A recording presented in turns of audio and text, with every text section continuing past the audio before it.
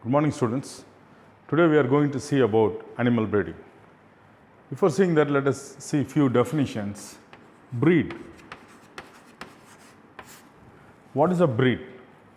A breed is a group of animals which are common descendants. These are common descendants and they have many similar characters. Size, configuration, etc. So, a breed is a group of animals which are common descendants, which have common characters like size, appearance, configuration, etc. And animal breeding helps in improving the quality of the breed, by improving its genotype using breeding techniques. So, it is improving the quality of the genotype of the organism by using breeding techniques. And these breeding techniques, if you see the objectives or aims of breeding, animal breeding, it involves to increase the growth rate of the animal, to increase the productivity, to increase the quality, and to increase resistance to disease. And to increase the reproducing ability. These are the main objectives of animal breeding. So, first, growth rate. The animal what we are going to develop, it should be having a faster growth rate. And productivity. The animal should be able to produce more of milk or wool or meat, anything of the product about which we are concerned. And quality, just producing large amount of milk or large amount of wool, it is not of much use. They should have a good quality. So, animal breeding also aims in building up the quality of the product. And disease resistance. The breed what we are going to develop, it should have good resistance to diseases and it should have a good reproducing ability as well. And there are two types of animal breeding. One is inbreeding and the other is crossbreeding.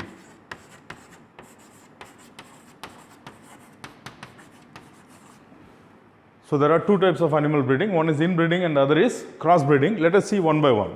First, let us see inbreeding. Inbreeding, it is a cross between two organisms of the same breed. So, the male and female belong to the same breed and this crossing will be done for up to 4 to 6 generations.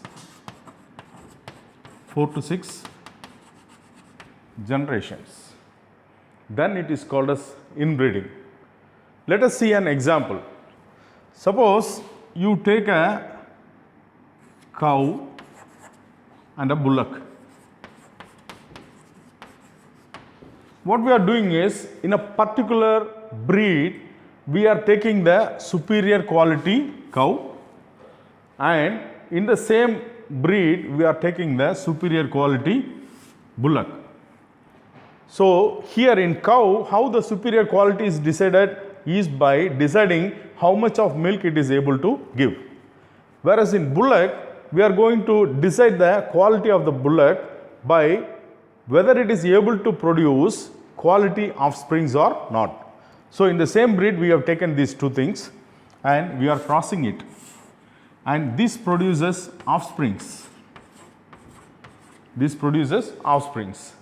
And from the offsprings, again we are going to select superior quality cows and superior quality bullocks.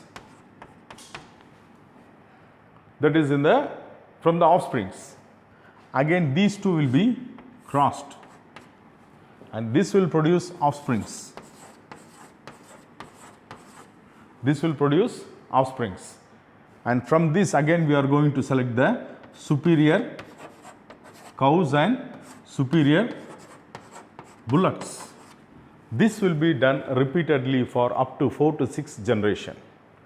So what happens during this is, if you are able to recall how Mendel prepared the pure lines in peas, what he did is, he did repeated self-fertilization, and self-fertilization, it leads to homozygosity. Self-fertilization or inbreeding leads to homozygosity. So whether it is a positive character or it is a negative character, they all will get concentrated. So when you do this, homozygosity will increase, and so you get organisms with all the superior characters pooled together. That is one animal with all the positive characters. You will also get organisms where all negative characters or poor qualities are accumulated. So this is with all the superior quality, and that organism is with all the unpreferred qualities. So what we will do is, we will reject this one and we will select this quality alone. Only this organism will be taken for further breeding. So by doing this, you will be able to get a pure line with superior quality.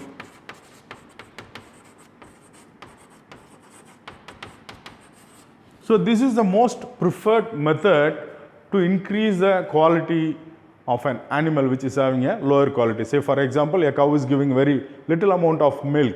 It could be crossed with a superior quality bull in the same breed. Okay. But there is one negative aspect in this inbreeding, that is, when you continuously inbreed for generations, it will lead to inbreeding depression. Inbreeding depression. So what happens? Initially, you will be able to see a increase in the quality of the organism, but as generations pass, the quality will come down, and that is called as inbreeding depression. And this has happened only because of inbreeding. So what to do in this case? In this case, what they will do is, this offspring will be crossed with another organism of another breed, or another organism with the same breed. But this breed, though it belongs to the same breed, it has no connection with this organism. Okay. So a totally unrelated organism from the same breed is it is crossed, so that this inbreeding depression can be removed. Next we will see about crossbreeding. In crossbreeding, there are different methods which includes outcrossing,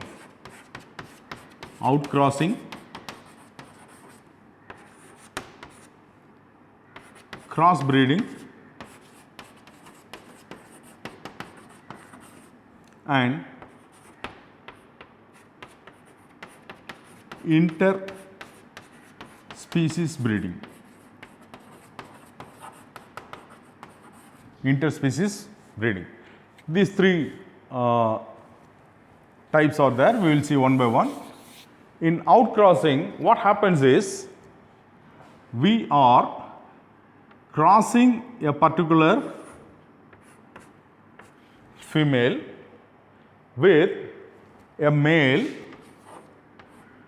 of the same breed.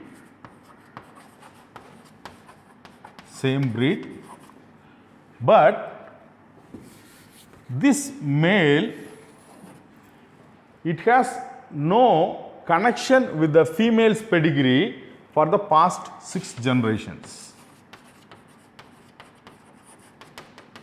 So what you have to examine is, you have to examine this female's pedigree for 6 generations, and you have to examine the male's pedigree for 6 generations.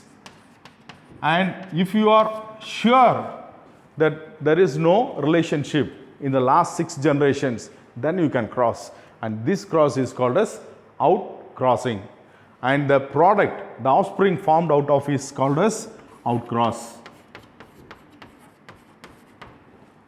Right. Let us see the next method, which is called as the crossbreeding. So in crossbreeding,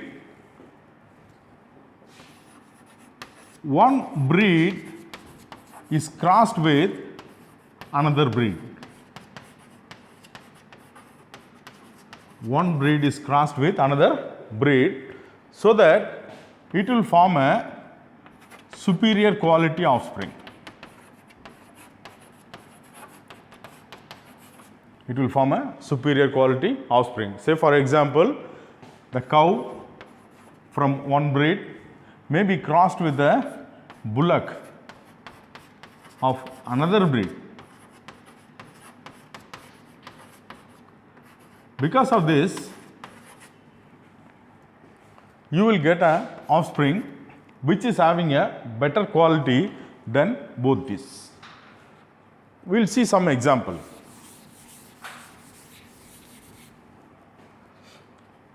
Hisar Dale,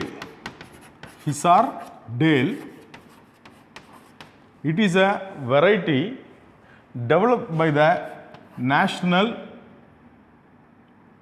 Institute for National Dairy Institute, National Dairy Research Institute, situated in Karnal in Haryana. This institute has developed this sheep, which is a cross between 2 varieties. One is Bikaneri variety, that is Bikaneri Eves, and Merino Rams. So these two are crossed together to give a better quality product, that is the Hisar Dale. So we have seen outcrossing and crossbreeding. Now let us see cross between different species, that is interspecies crossbreeding. See here what happens is, one species is crossed with another species. One species is crossed with another species. So you will get a different organism which is different from both the parents. It will be definitely different from both the parents, but in this offspring you are likely to get a product or an organism with a better quality. That is, both the positive characters from this parent and this parent will accumulate in this organism. Let us see an example. Mule is a product of cross between a female horse, that is a mare, and a male donkey, which is called as a jack. Okay, so this is a female horse and this is male donkey.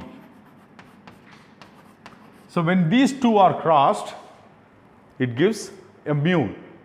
A mule, if you see its character, it has a combination of both the characters of horse and donkey. It is able to get the intelligence of horse and the size of horse. At the same time, from the donkey, it has got the ability of firm footing and tolerance and ability to feed on dry feed also. Just like a donkey, it is able to have a firm footing. Even with load, it can have a firm footing, which horse will not be able to do. And tolerance, okay, whatever the load it is given, it is able to walk with that. And then it could compromise on the feed. Unlike horse, it could compromise on the quality of the feed and it can have it. So this is with crossbreeding. Now let us see few technologies involved in crossbreeding, that is controlled breeding. Controlled breeding. It involves two processes. One is artificial insemination and the second one is MOET, multiple ovulation embryo transfer. We will see one by one. So first, artificial insemination. Here what happens is the sperm from a superior quality male is collected and it is inseminated into the female with inferior quality. With inferior quality. So the sperm will be collected artificially from the male, maybe a bull, and it will be stored in a frozen condition. This can be used immediately or it could be frozen, could be used later. So what happens, say for let us take an example. If this cow is having a inferior quality, into the reproductive tract of the cow, into the vagina of the cow, the semen from the superior quality,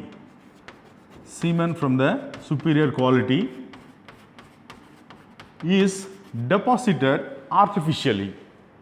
It is deposited artificially. Then what happens? This semen, the sperms from this semen will fertilize the egg in the cow and it forms a zygote, which is the embryo, and this will be having a superior quality. When it develops into an offspring, it will have a superior quality. Compared to the conventional matings, this has additional advantage because it is easy to carry a frozen sperm from one place to another place. So it is easy to carry the semen of a superior quality bull from one place to another place. Rather than taking the bull to a long distance, it's much difficult. So it is easy to carry, and it also, say for example, if a bull is going to mate and it is going to fertilize the cow, there will be several billions of sperms required for that. There will be several billions of sperms required for that. The bull has to produce that much of sperm so that it can fertilize the cow in normal mating.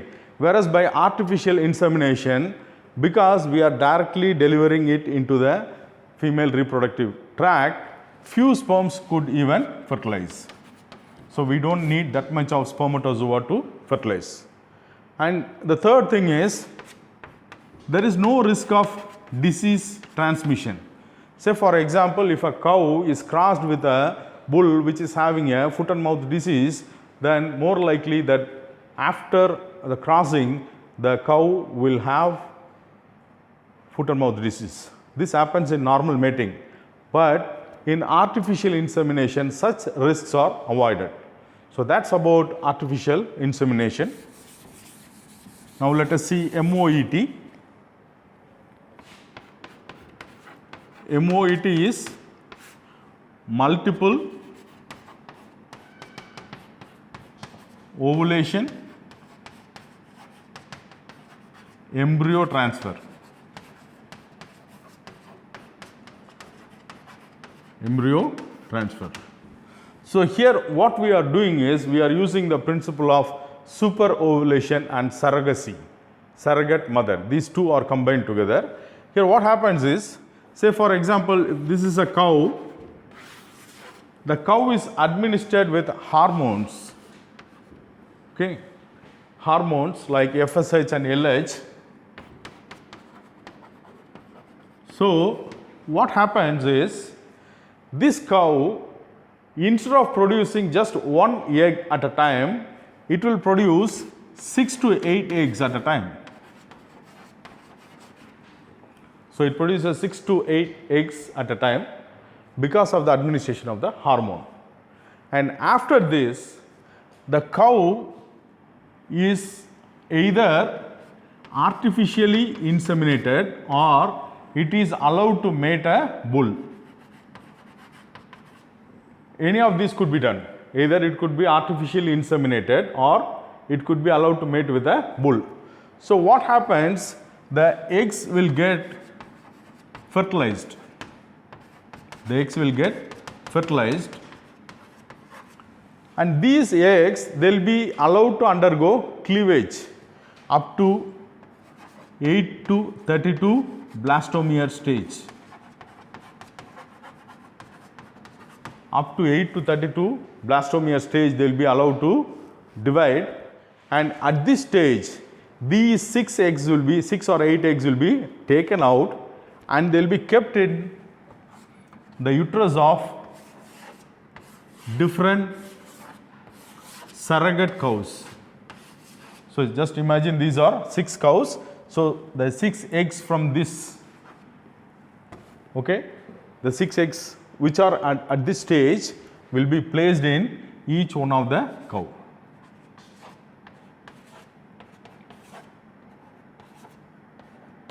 So now all these cows, they are surrogate mothers. They are carrying the embryo. This embryo, each one is carrying one embryo. So now this cow will undergo pregnancy, the offsprings will develop in that, and finally they will deliver the calf, which is a hybrid calf. At the same time, meanwhile, once these eggs are removed from this cow is again available for the second ovulation.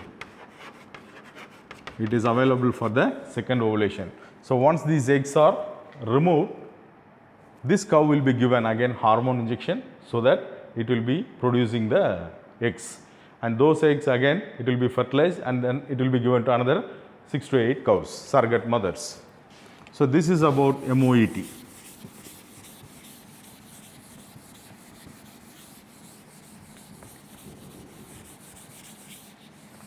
So what we have seen so far is, we have seen about what is a breed and what are the objectives of animal breeding. We have seen what is inbreeding, and we have seen what are the types of crossbreeding, which involves outcross and then crossbreeding and breeding between two different species. After that, we have seen the control breeding methods, which involves the artificial insemination and MOET. Now let us see the cattle of India, which will include both the native breeds, the exotic breeds and the new varieties which we have developed. First we will see about the cows. Bos indicus. So this is divided into three categories. One is the milch variety,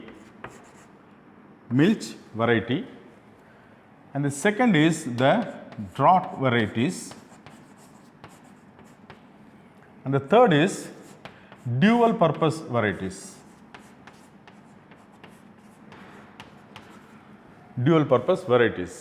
So the cows and bullocks in India are divided into these three categories, and based on their nature they will fall under any of these three categories. Milch varieties, the definition says that these are breeds which are good in giving milk. That is, the cows belonging to this category, they give lot of milk, but the counterpart, the bullocks, are not of good quality. So bullocks are poor quality. And coming to this draught varieties, these are breeds where the bullocks are strong. And it could be used for draught purposes like pulling the bullock cart, ploughing, carrying load, all these things could be done using this breed. So the bullocks are strong, but the cows are poor milk yielding cows. Whereas the dual purpose, there is a balance. Here the cows, they give good amount of milk, and the bullocks, they are strong enough to be used for draught purposes. So these are the various categories of cattle, that is cows and bullocks in India. Now let us see what are all the available breeds in this. So if you see the milch variety, the Gir, Sahiwal and Red Sindhi. These are the examples of the breeds which belong to milch: Gir, Sahiwal and Red Sindhi. Whereas coming to draught, it includes our Kangeyam variety, Nagori and Malvi.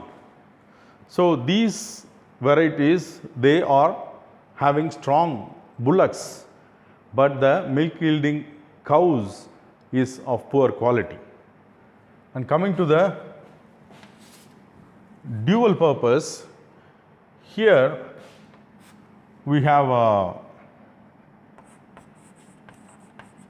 Tharparkar, Haryana,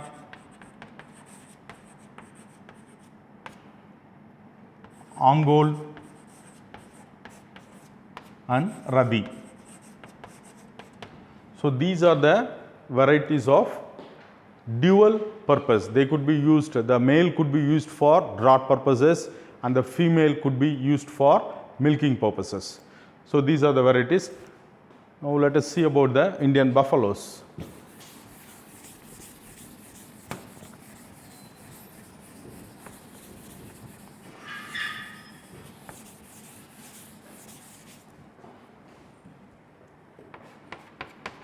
So next, Indian buffaloes.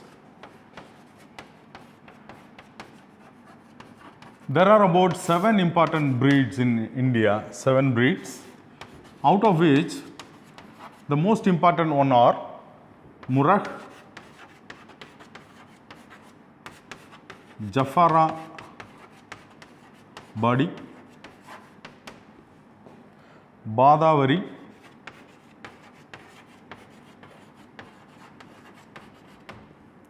and Neeli. So the important varieties of Indian buffaloes are Murrah, Jafarbadi, Badavari and Neeli. Next we will see about the sheep varieties. The Indian sheep varieties, that is Ovis, Aries. Ovis aries. Sheep, these are horned animals. These are horned animals, and they are ruminant animals. They have a ruminant, and they are gregarious. Gregarious in the sense they are found in flocks. You cannot. They prefer to be in flocks, in groups, in large groups. So it is called as gregarious. And the important exotic varieties of sheep. Exotic variety means foreign breeds. It involves Southdown,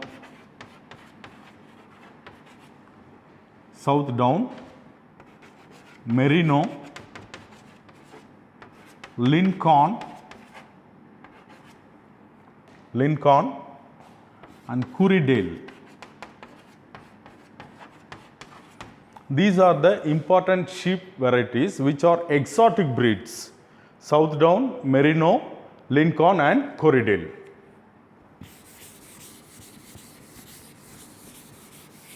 Coming to the Indian sheep varieties, we broadly divide them into northern temperate breeds,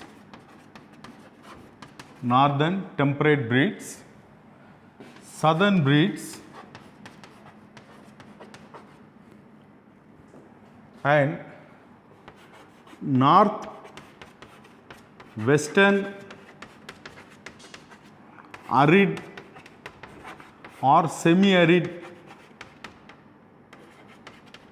breeds, and then the eastern breeds.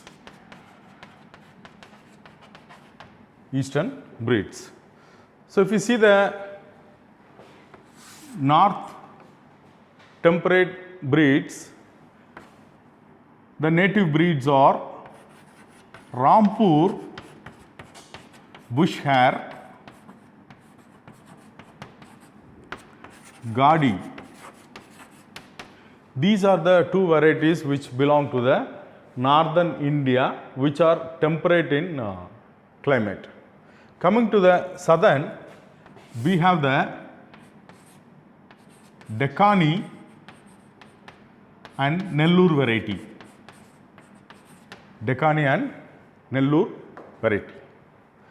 And coming to the north-western arid or semi-arid regions breed, it involves Marwari,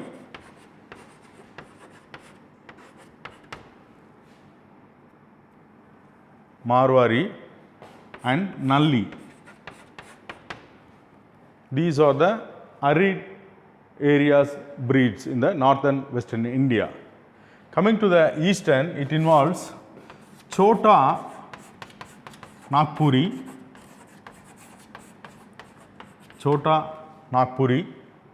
and then Ganjam. So these are the Indian varieties of sheep. We have seen both the exotic varieties and now the Indian varieties of sheep. Next, let us see about the goats. If you see the goats, Capra.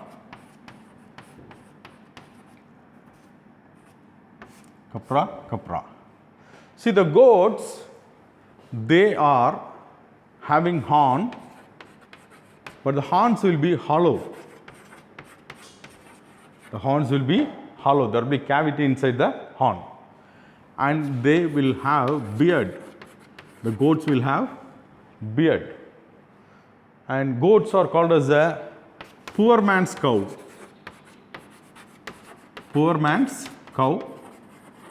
They can be easily raised because they adapt well to different climates and to different foods, and they are very good in smelling.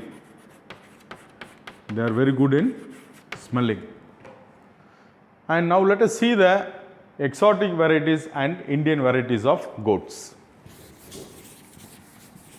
So first, the exotic varieties,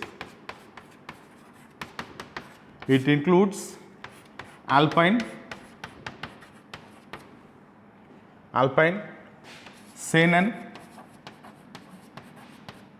Nubian. These are the exotic varieties, that is breeds which we have right now, but they came from different countries, not from India, exotic varieties. And coming to the Indian breeds, as like sheep, here also we have different breeds for different areas. The first is northern temperate region.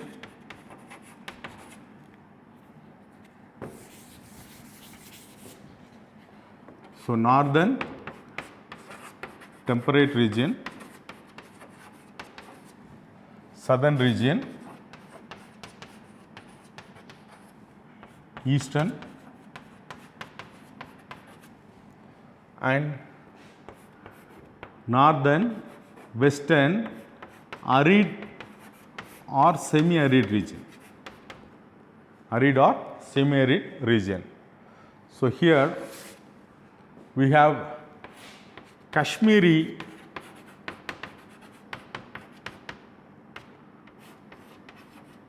Poisson,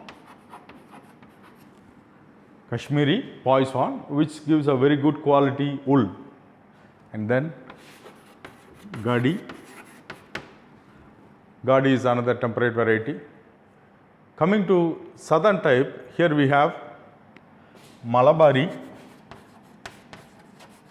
which is a famous breed, Malabari, Surti, and Sangam Neri, Osmana Badi. Malabari, Surti, Sangam Neri and Osmana Badi. These are all the southern region's native goat breeds. And coming to eastern, it involves varieties called as Bengal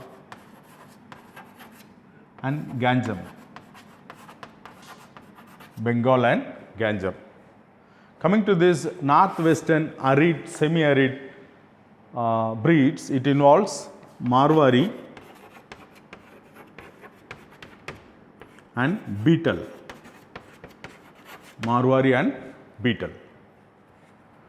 Now let us see the varieties of pigs in India. Pigs, that is Suez scrofa.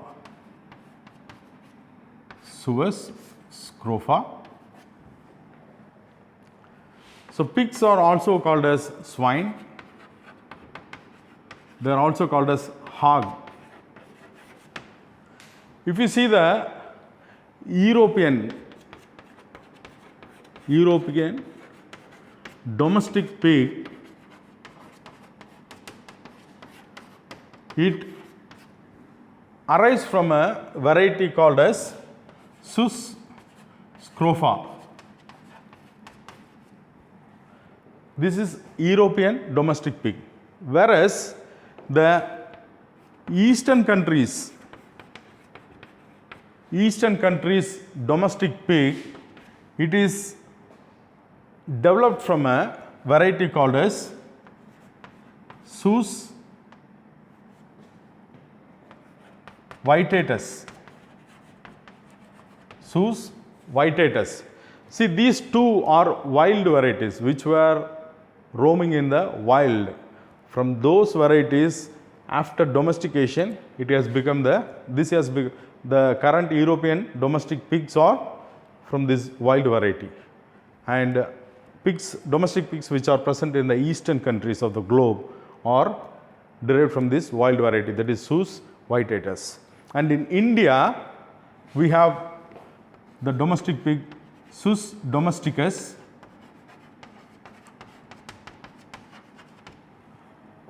It has gradually evolved by domestication for a long period of time from the wild boar.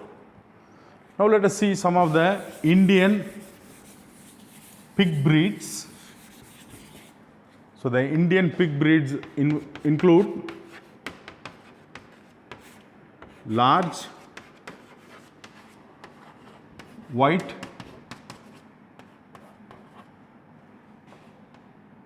Yorkshire boar, large white Yorkshire boar, and large white Yorkshire sow, and then middle white Yorkshire boar, middle white Yorkshire sow. So these are the Indian varieties of pigs. Let us see the exotic varieties of pigs.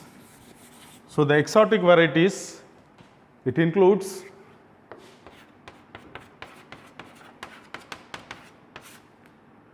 large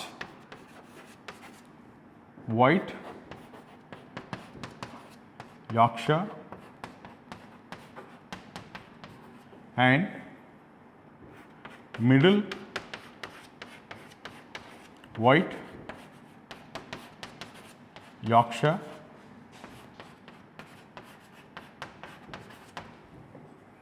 Hampshire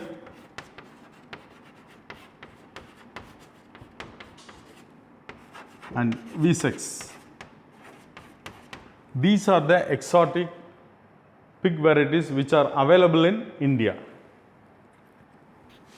And regarding pigs are they don't have a very good control on the temperature, because if you see, the sweat glands are present in the pigs only in the snout area. They are present only in the snout area. So they are not well equipped to adapt with the temperature changes, that too with high temperatures. So that need to be taken care during the pig farming. Next, let us see the horses.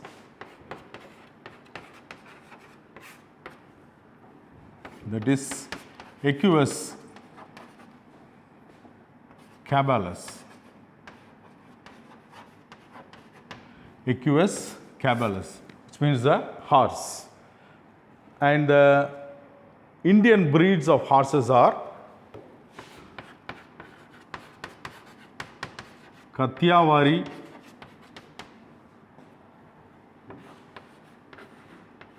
Marwari,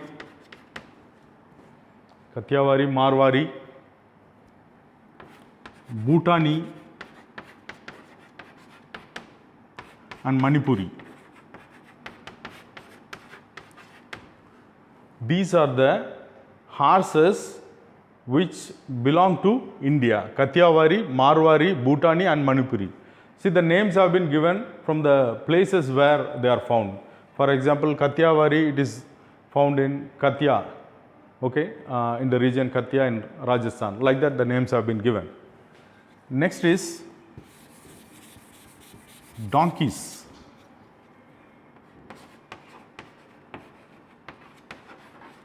Donkeys, which is Equus asinus. Equus asinus. See, donkeys, we have three varieties. One is a small dark grey variety,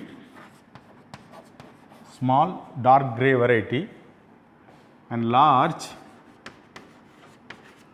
light grey variety.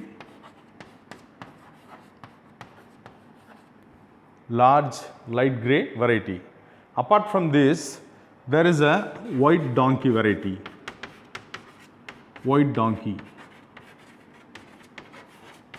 So these white donkeys, they are also called as wild ass.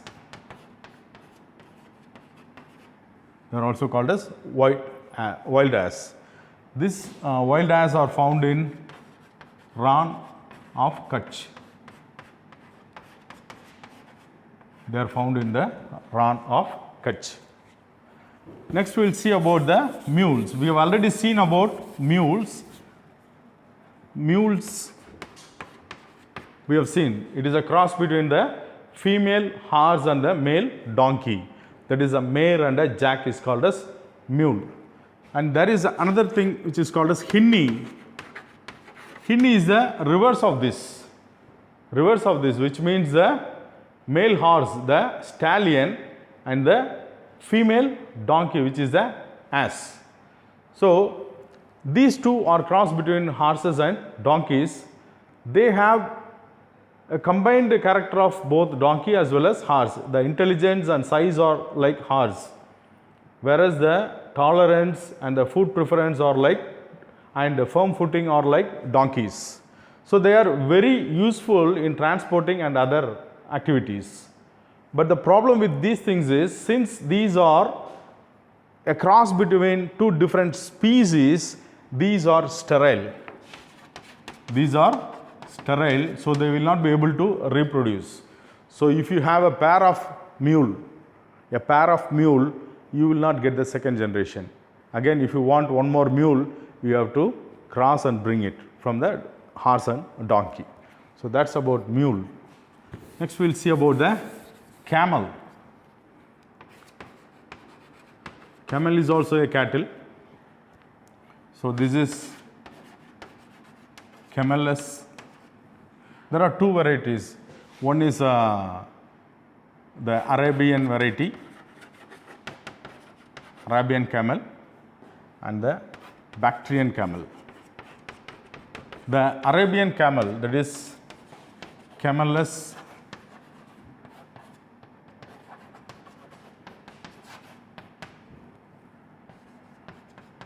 dromedaris.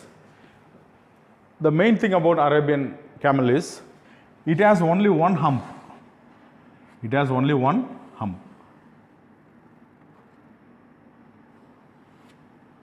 And the body hair is very short. Body hair is very short. It is found from Africa to India, it is found. And they are not seen in the wild. You cannot see a wild Arabian camel.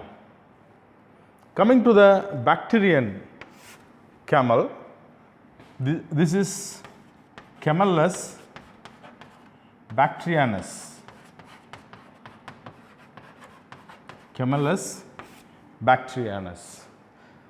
The main difference between these two is, see, Camellus bactrianus, it has two humps.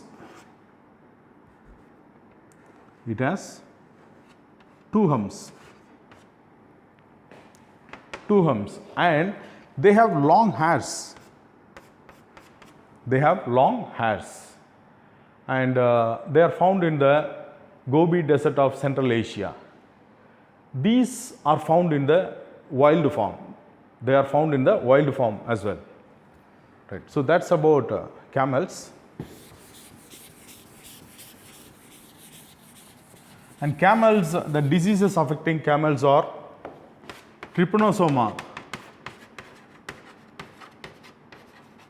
Camels, they get the disease called as trypanosomiasis, and they are affected by camel pox.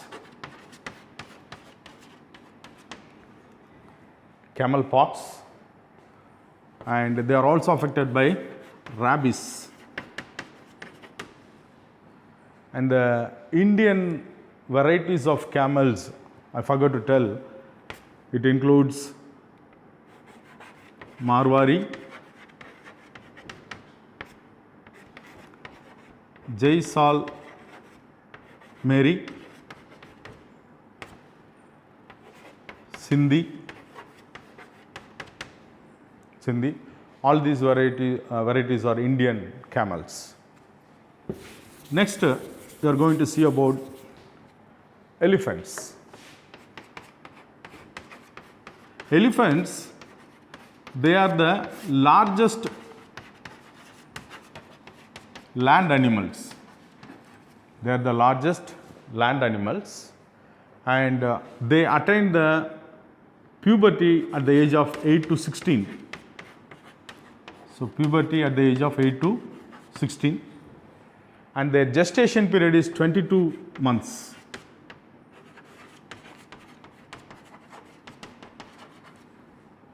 And they live up to 100 years.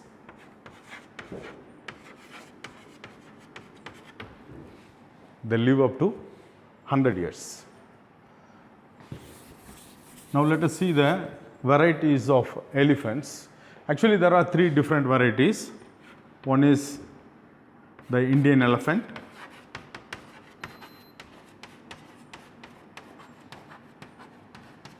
The other is the African elephant.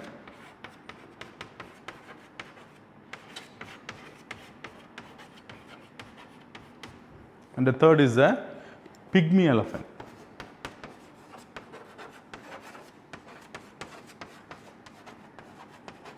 Pygmy elephant. So the Indian elephant, it is the Elephas maximus. Elephas maximus. This will have a small ear compared to the African elephant. It has a small ear, and the head is doomed. The head is doomed head. And the back is convex. Back is convex like this. And in these Indian elephants, you can see the tusk only in males. Tusk is seen only in males. And it is easy to tame an Indian elephant. Coming to African elephant, they have large ear. They have large ears. And the forehead is convex with slope. The forehead is convex with slope.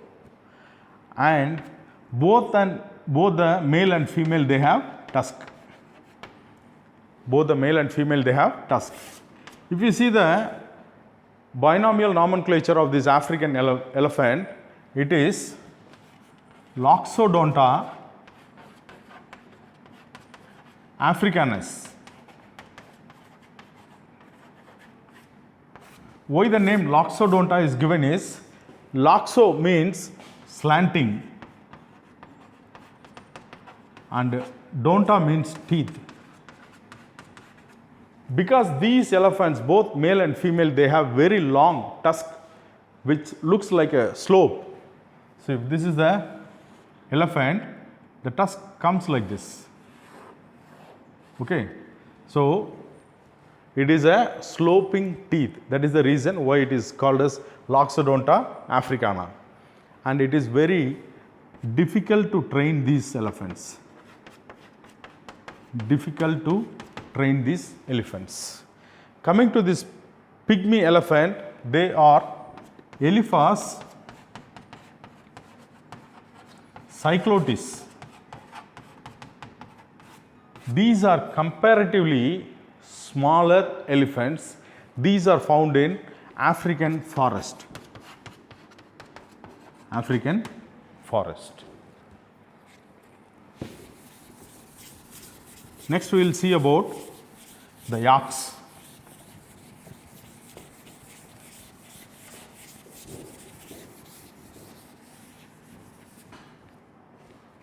So yaks, these are buffalo-like animals which are present in the temperate region. They are found in Ladakh, Sikkim, and they are adapted to very cold climate. They can tolerate very cold climate. They are huge in size and they provide milk, wool and hide, which is leather. So these are the products we are getting from yak. Not only products, they also are used for transporting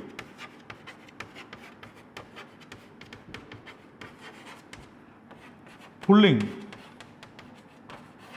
and ploughing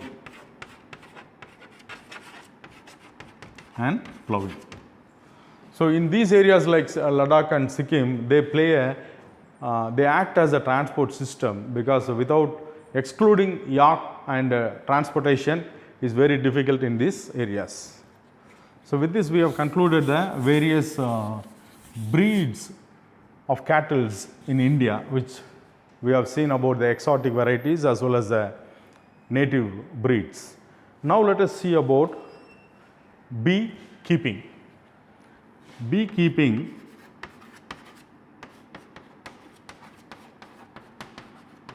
it is also called as apiculture. Apiculture. If you see bees, these are social animals. These are social.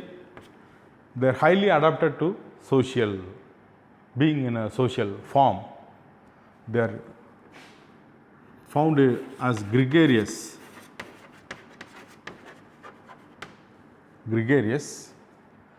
And now first let us start about the caste or the different bees in a hive.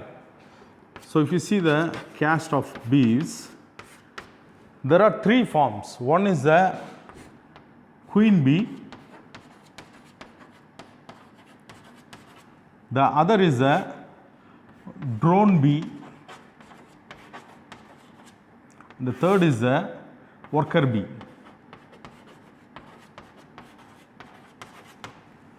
First, the queen bee, these are the only fertile female. These are the only fertile female in a hive. No other female will lay eggs, only the queen bee will lay eggs, and they are larger in size. And in a hive there will be only one queen.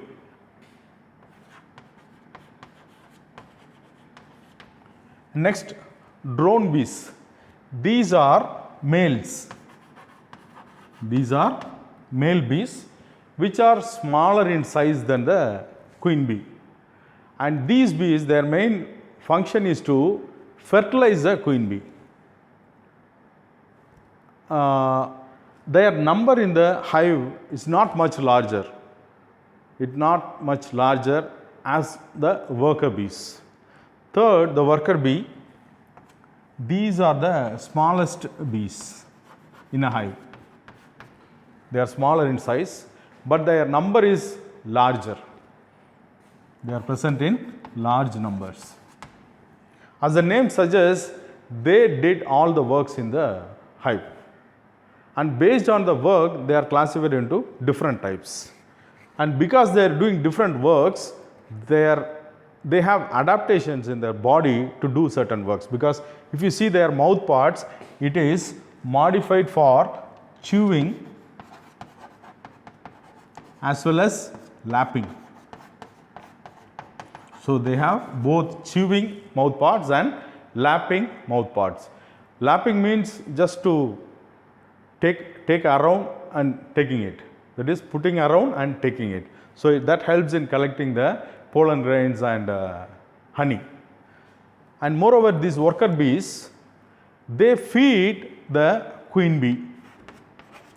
They feed the queen bee as well as the drones. And they feed all the larvas.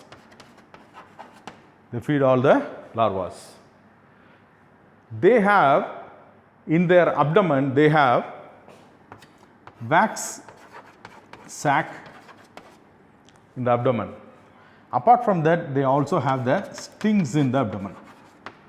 So these are two structural modifications which are seen in the worker bees to enable to do the work. And these worker bees, they are divided into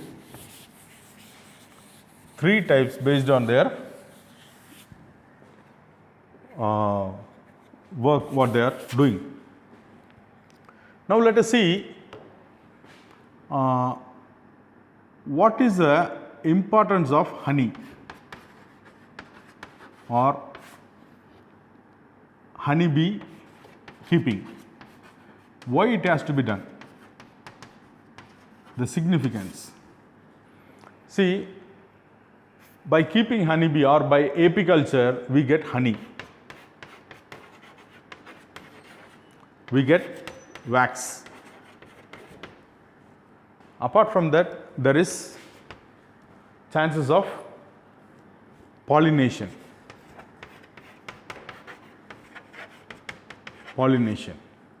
And it is also used for medicinal purpose.